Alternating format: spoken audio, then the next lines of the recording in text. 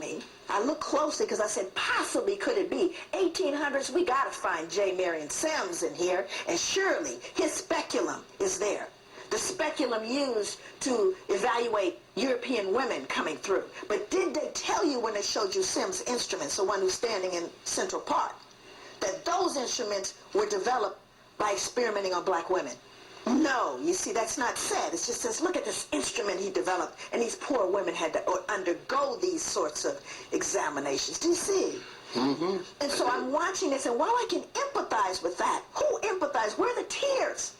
Where are the tears? Where's the empathy of America? And that, to me, is part of the problem with why we're seeing a society of people who are done. When we were on our way to the studio, you mentioned the desire to drop some reality around the shoulders of Thomas Jefferson. Yes.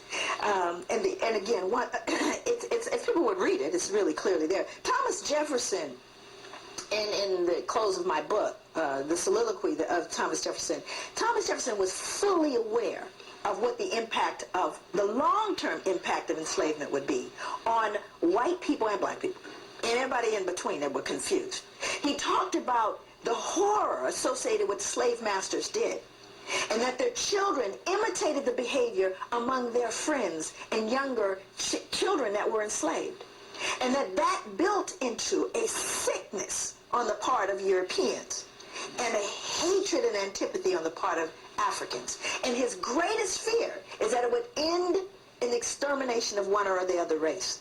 He says, because God cannot side with us, meaning Europeans, in this contest. He cannot side with us, which means God will side with them. And it is only his hope. He says, indeed, I tremble for my country when I consider that God is just and that his justice cannot sleep forever. So Thomas Jefferson not only knew at the time the wrongness associated, but recognized the long-term impact that it would have. Clearly, these are his words. I'm not making this up. But again, it somehow gets absent of the curriculum. Somehow it gets removed, and we talk about all the other things that he was able to expound upon. And I think that if we're talking about healing, if we're talking about a response, we have to look and understand historically how the injury transmitted itself, what it looks like then, now, and then contrast that with Africa. How can there be any healing if you don't get the right medicine? First of all, here's how it's got to start. It's got to start with unearthing the truth. Yes. You got to first start there. But you see, again, you have to ask this other question. What is the fear? I always look at these things and go, what is the fear of unmasking it? What will that mean? Not just to the people themselves, like Native people and African people and Latinos. What will it mean for Europeans to unmask it? And like I said very clearly, it'll mean little Brittany and little Tommy will see a different face of the America that they've been taught about. They will see something that isn't pleasant, hence non-voluntary immigrants, instead of enslaved people who were sold and chained and bred like animals. You see, that's a different picture. So what will it mean to unravel it? It'll mean that people have to look at this square, and they're going to have to own what has happened and recognize that this history is an important history. It is American history. And yet, there is this feeling like, well, it's just so unpleasant. Those chains, wouldn't that be unpleasant to see those chains on the Statue of Liberty? Not if those chains represented what they were supposed to represent, and that was true freedom. It wouldn't be a sense of shame. It would be a sense of pride. But because it didn't do that, send us your tired, your poor, did not happen for people of African descent. Those chains would spell the total oppression which has occurred up until the current recent apology by the House of Representatives. Okay. Another break. We'll be back. So you're saying that not only do people of African descent need to have this therapeutic process in order to regain self-esteem and motive to move forward, but whites need it too. Absolutely. No, absolutely. You know, that the absence of this truth is a perpetuation of an ignorance that will result in all of our demise.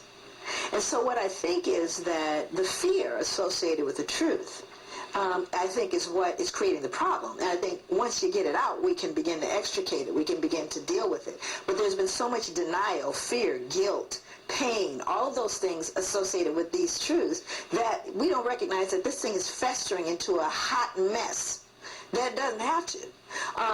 One of the things, again, the purpose of my work and even looking at this is, not only was it a part of my own kind of growth and development, but my purpose was to try to look at what did we lose along the way? What do we need to recapture it? So my focus right now, which is, all of my work is really focused on healing. It's all focused on education, on learning. So the first learning was, what was it like in Africa? What is it like in Africa as it relates to Africans? What was injured through American chattel slavery and the oppressive eras that followed American chattel slavery was the destruction of relationships.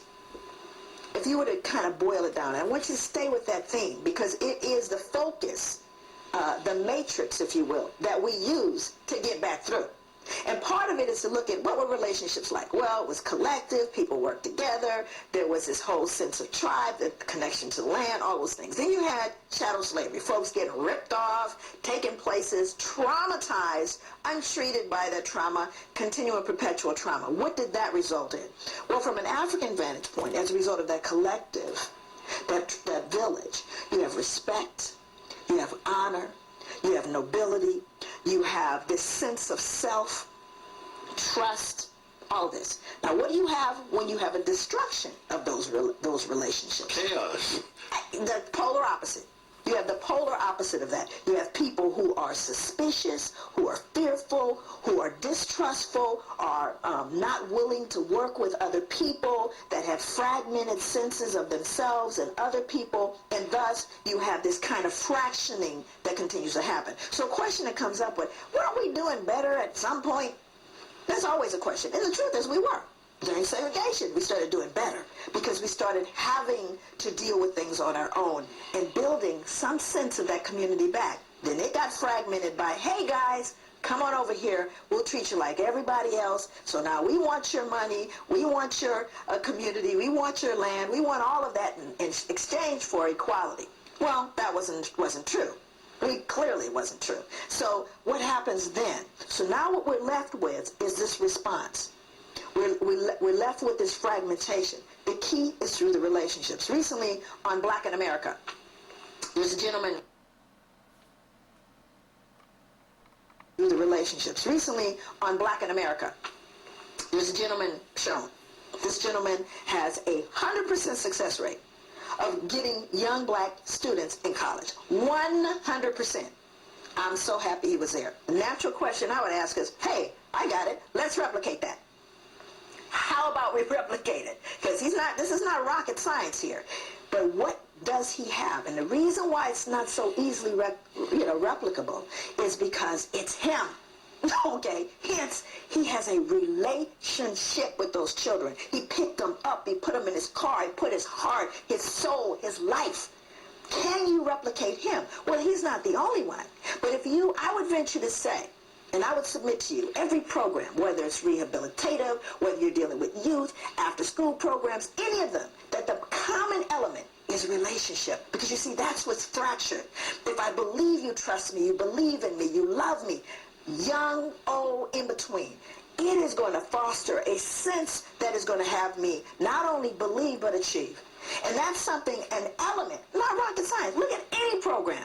And you'll find that, well, when it comes down to it, they cared about me. They worked with me. They were there for me. They had my back. Those are all statements which suggest a relationship, which was firmly set at one point, that became fractions now. So how do we get it back? How do we begin to create those things? You can't create a person, but that heart, that spirit is all over this country. It's black. It's not always black. You'll find it, like how do you replicate Mother Teresa? Okay? She was who she was. Martin Luther King, Malcolm.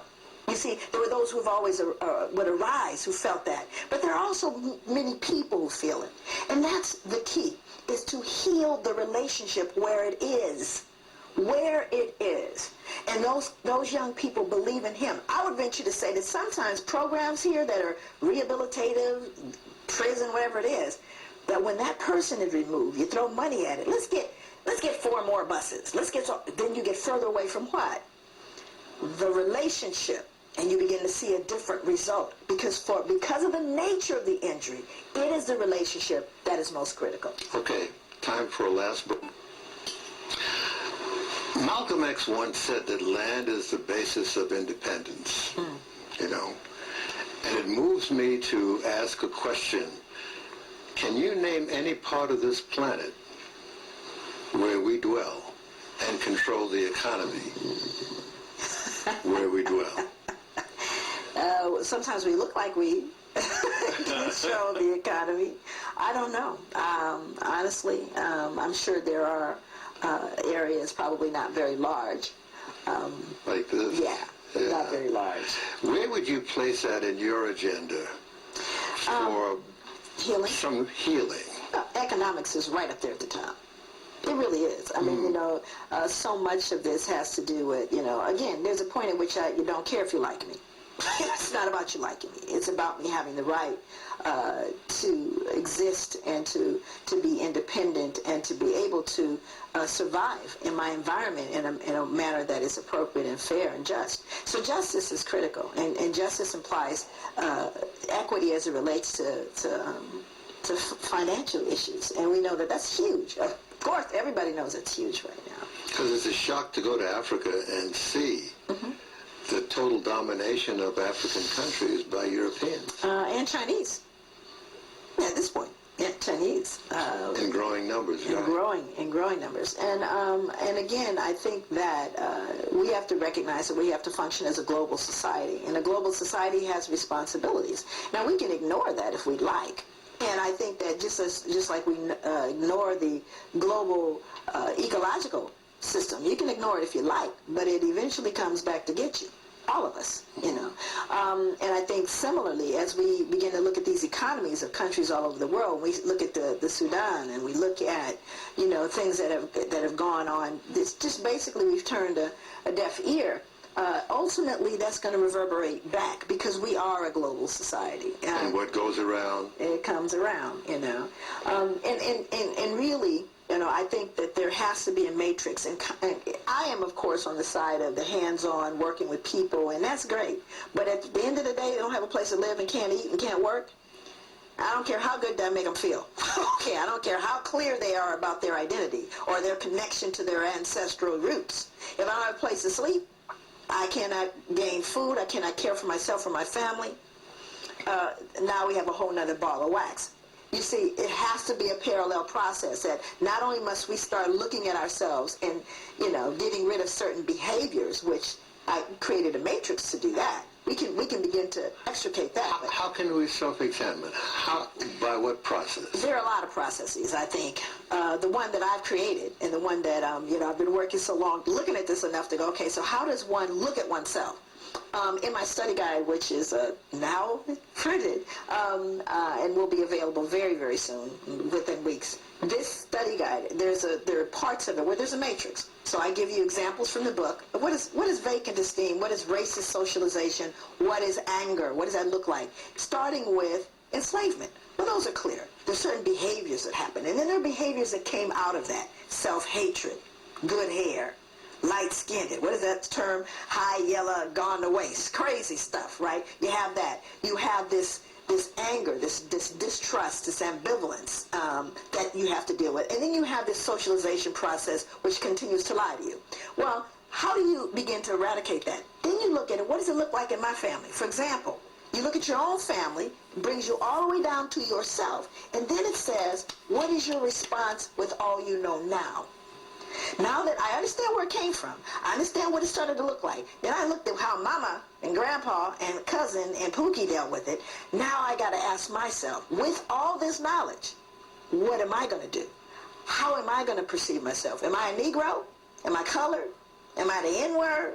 You know, am I black? Am I African? What are you going to tell your children? And what of that information, as you go through this matrix, this flow chart that helps you see it, what of that information is going to change now that you're going to share with the other generation? Not just with my family, but with the kid down the street and in the schools and within systems. How does one look at it? But you got to first be able to see the flow.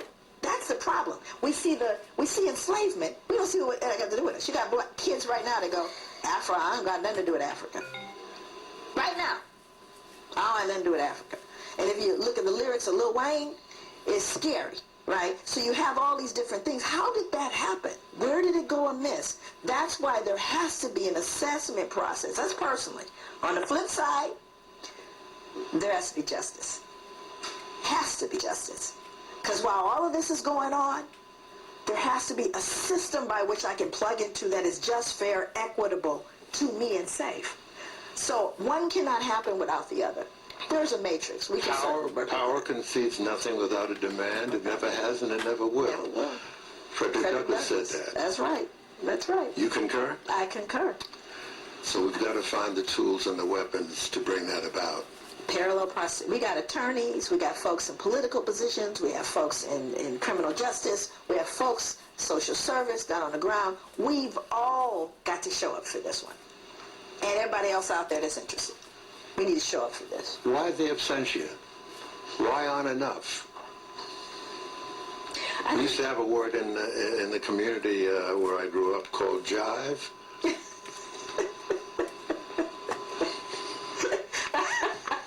Yeah, well, you have a lot of words that mean the same thing, you know. I think that, again, that we, you know, he who is in the frame cannot see the picture. You know, that is largely what it is, you know. And then there's some folks that say, there's no picture at all, you know. So we've got to get at the very root of things. And again, it's okay for us not to agree. It's okay for us not to, you know, because we're all different people. But we got to understand that what's in the frame. There just isn't enough time ever to talk to you. Just never. We're out of it. Thanks for being with us. You're welcome. Thanks for being with us.